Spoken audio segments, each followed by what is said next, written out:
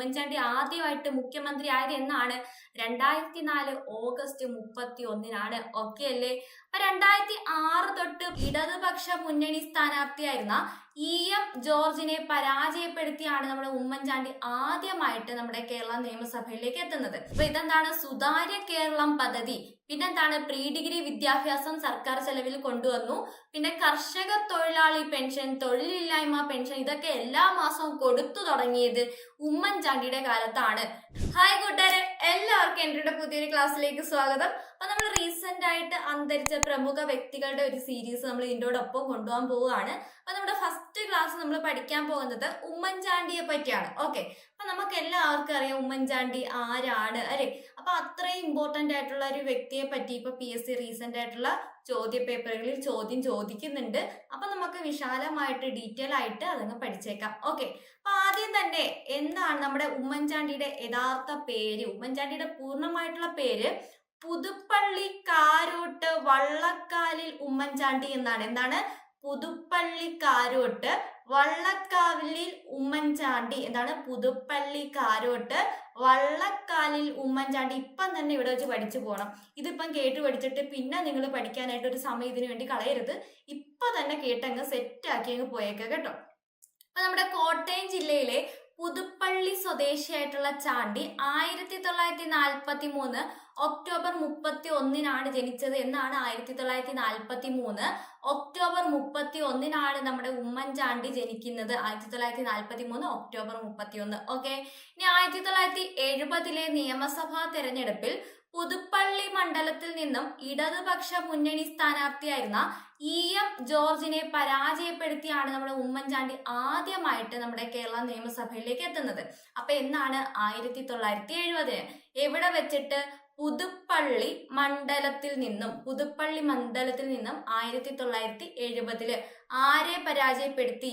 EM ജോർജിനെ പരാജയപ്പെടുത്തിയാണ് നമ്മുടെ ഉമ്മൻചാണ്ടി ആദ്യമായിട്ട് കേരള നിയമസഭയിൽ എത്തുന്നത്. നോക്കിയല്ലേ? അപ്പൊ എന്തൊക്കെ നമ്മൾ പറഞ്ഞു? പൂർണ്ണമായിട്ടുള്ള പേര് പുതുപ്പള്ളി കാരോട്ട് വള്ളക്കാലിൽ ഉമ്മൻചാണ്ടി എന്നതാണ് പൂർണ്ണമായിട്ടുള്ള പേര്.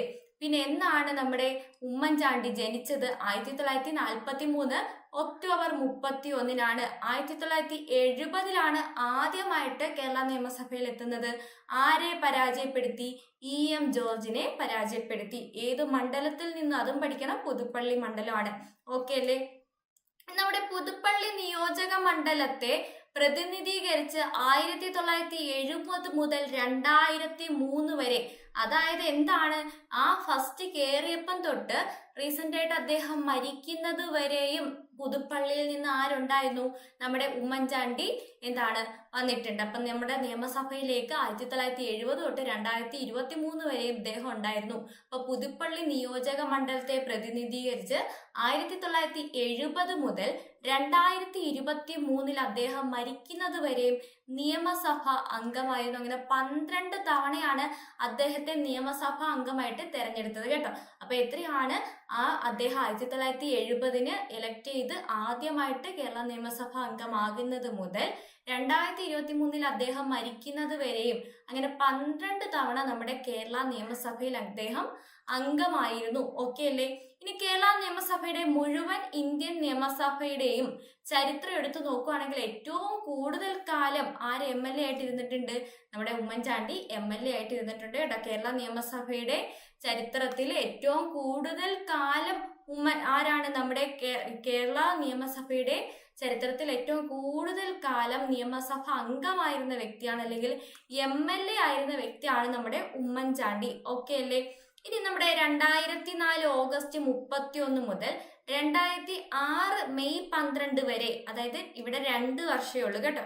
2004 ഓഗസ്റ്റ് 31 മുതൽ 2006 മെയ് 12 വരെയും, അടുത്ത എന്നാണ് 2011 മെയ് 18 മുതൽ 2016 മെയ് 20 വരെയും. ഈ ഡേറ്റ് ഓർത്തു വെക്കണം. റീസെന്റ് ആയിട്ട് PSC ചോദിച്ച ഒരു ചോദ്യ പേപ്പറിൽ ഇത് കഴിഞ്ഞിട്ട് ആരായിരുന്നു മുഖ്യമന്ത്രി, ആ ഡേറ്റ് സ്പെസിഫൈ ചെയ്ത് ചോദിച്ചു.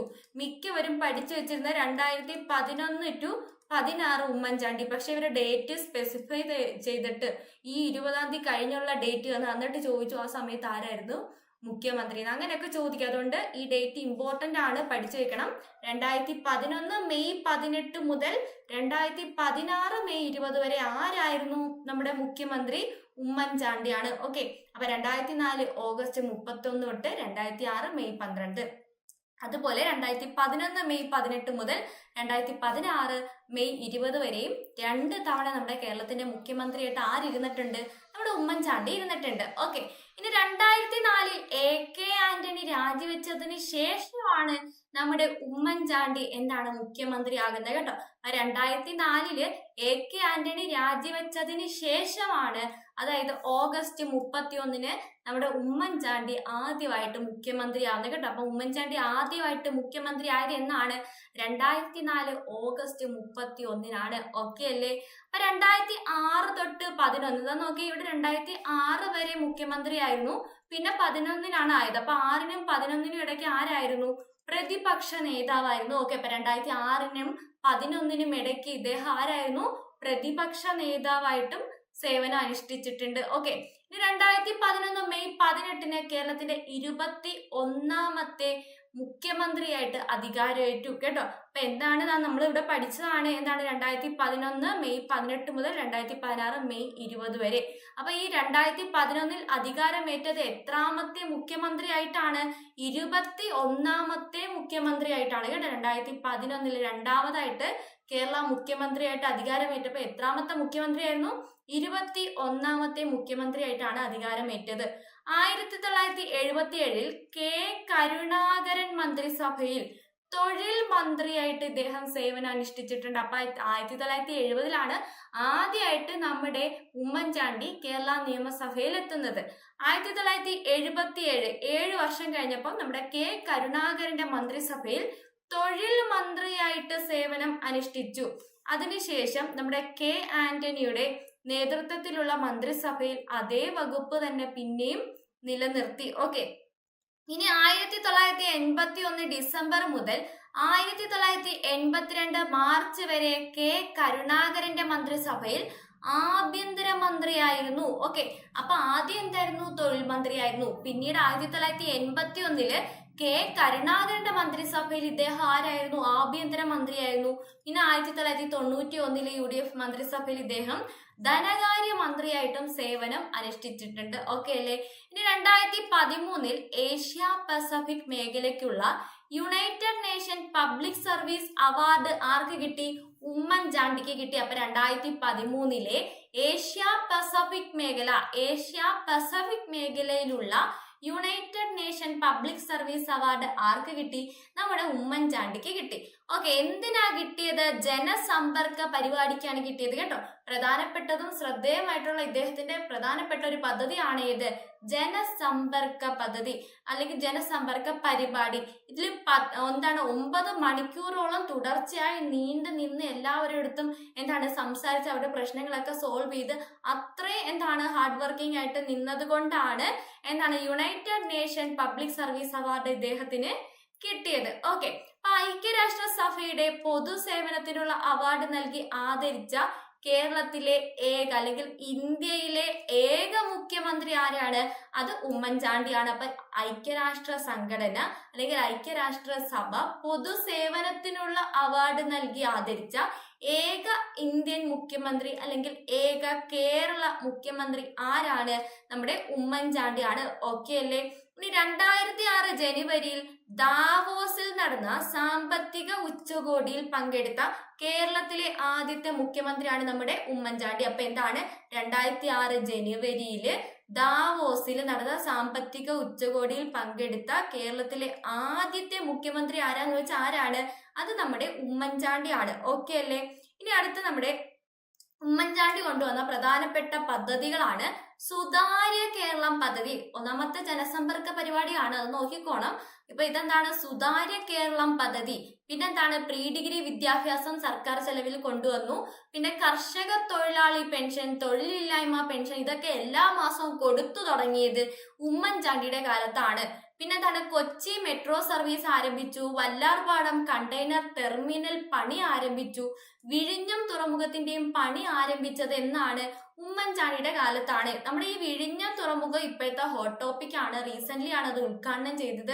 അപ്പൊ അതും നല്ല രീതിയിൽ പഠിക്കണം കേട്ടോ. ആ ക്ലാസ് ആയിട്ട് നമുക്കൊരു മറ്റൊരു വീഡിയോ ആയിട്ട് ആ ഒരു ക്ലാസ് കൊണ്ടുവരാം. അപ്പൊ നിങ്ങൾ ഇത്രയും പഠിച്ചു വെച്ചേക്കുക. സുതാര്യ കേരളം പദ്ധതി, കർഷക തൊഴിലാളി തൊഴിലില്ലായ്മ pension, Kochi metro service, Vallarpadam container terminal, വിഴിഞ്ഞം തുറമുഖം, ഇതൊക്കെ ആരംഭിച്ച സമയമാണ്. പണി തീർത്തതല്ല, കംപ്ലീറ്റ് ചെയ്തതല്ല, തുടങ്ങി വെച്ചത് ആരാണ്? ഉമ്മൻചാണ്ടിയാണ്. ഓക്കെ അല്ലേ?